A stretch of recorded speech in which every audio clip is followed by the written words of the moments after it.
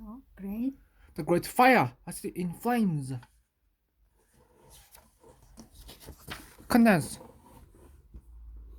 Golden. golden diamonds. Fire! Come straight home. Firefighters. Escape! Trapped. We must go into the fields out of the ashes. Golden diamond. Golden diamonds. Sam. His master called. Come. Come look at this. Sam was sweeping the passage. He put down his broom and went into Paul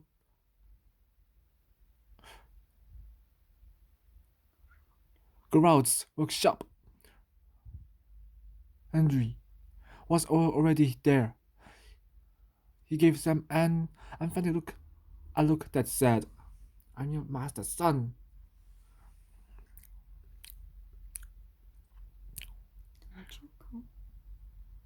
Don't you come pushing in here. But Master Guy Roud encouraged them to come in. See, it's finished.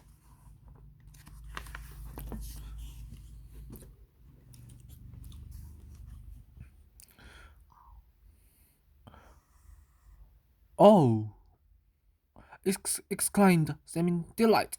On the table lay a necklace of gold, inlaid with blue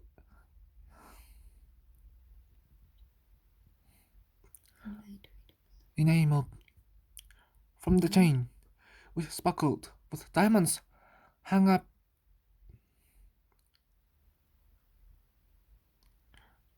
pendant in the shape of a ribbon bow, entwined with flowers. The folds of the blue ribbon were so lifelike that Sam almost believed it would drop across his hand if he picked it up. Tiny diamonds were set all along the ribbon edges, and the larger one was set in the center of each of the flowers. Sparks of light sprang from the diamonds and made everything glitter. Sam had watched Master Gyraud making the enamel, grinding granules of blue glass till they were a fine powder.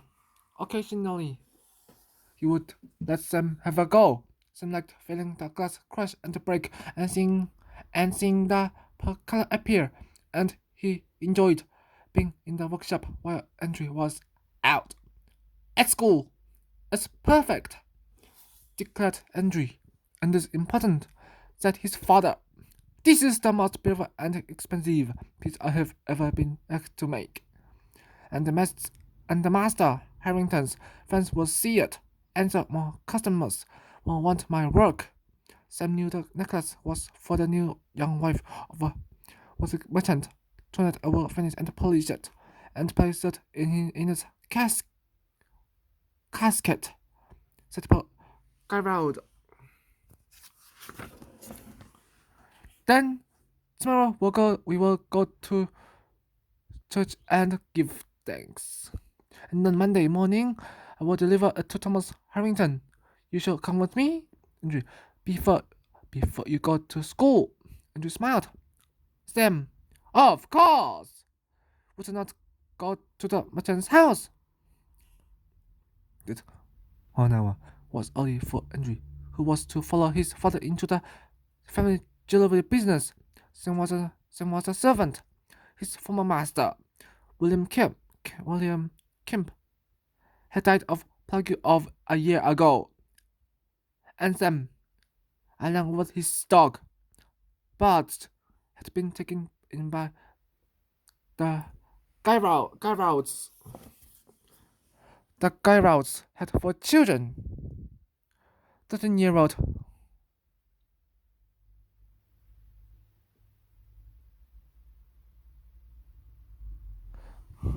Terrace. There's 2 much younger girls, Mary and Anne, and Andrew, who was 11 a year older than Sam. Old master and mistress Gerald hadn't known that none was that Sam had Andrew already knew each other, and that they were enemies. Sam and his friends used to bully Andrew because he was scrawny, and French, and lame. Sam had pushed Andrew over in the street and made him look a fool. Now Andrew had Sam as a servant in his home, and he took every opportunity to get his own back. They left the workshop, and Sam returned to his sweeping, but soon he heard call from upstairs. Sam. Venice. Right. He was London born and had never been to France, but he spoke both English and French. He deliberately gave orders to the man in French so that he could call the man idiot when he didn't understand. Bastian was learning. He'd been there long enough not to recognize some words. Also, he couldn't read or write even in English. He ran upstairs to Andrew's bedchamber. Andrew rattled off another stream of French. Someone wanted to shout, speak English, but he was only a servant.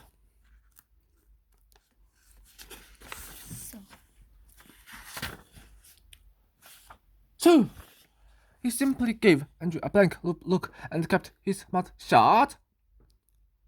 It would do no good to get into trouble with the Gyrouds. Where would he go if they threw him out? My prayer book! Stupid! Exclaimed Andrew. I can find it. Then rummaged around.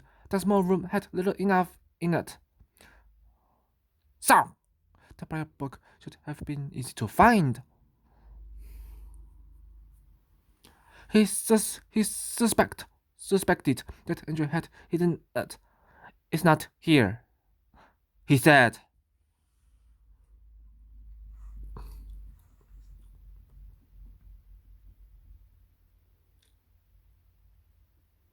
Oh no. Oh.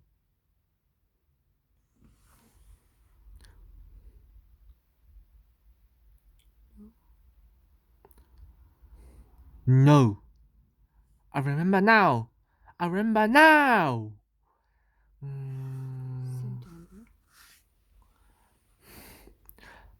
Said Andrew, and Sam knew he was doing this on purpose. Left it in the kitchen. Go down and get it for me. The patient snapped. Of course, he said.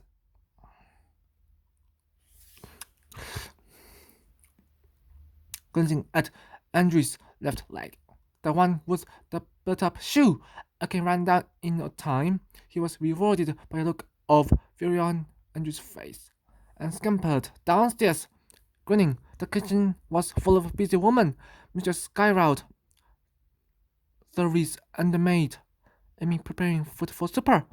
But it was there too.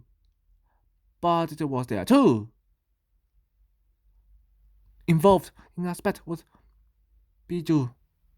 The cat stood in front of the fire. There was a red of fur along her back, and her round yellow eyes were fixed on the Barge, who had sunk into a corner. Poor Barge, muttered Sam, reaching to stroke his dog. We both have enemies, don't we? Sam, said Mistress Skyroud. Don't waste time. Here, take out these scraps, and when you come back, there are shoes to be cleaned. I was looking for Andrew's prayer book. Said Sam. Mr. Skyroud huffed with impatience. Well, it's not here. Sam took the peelings out, then went back upstairs and lay on the bed, reading his prayer book. It was under the coverlet, he said.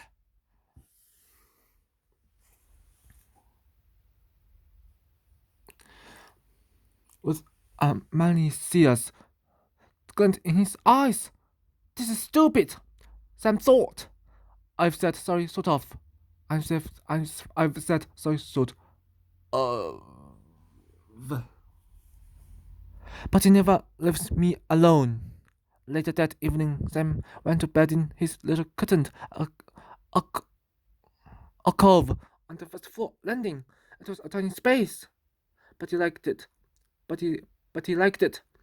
But was allowed to sleep there too, and there was a window on the landing that was left open in hot weather.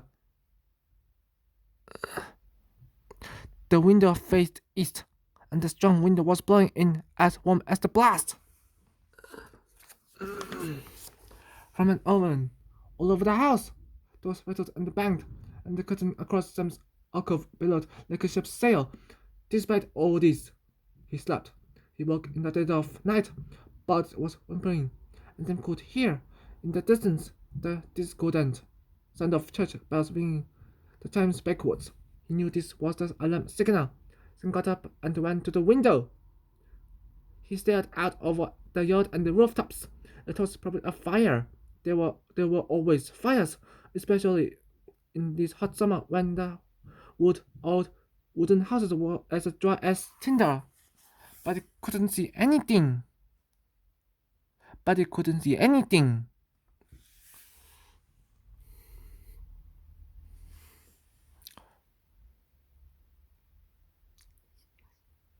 It must be a long way off. He went back to bed and fell asleep.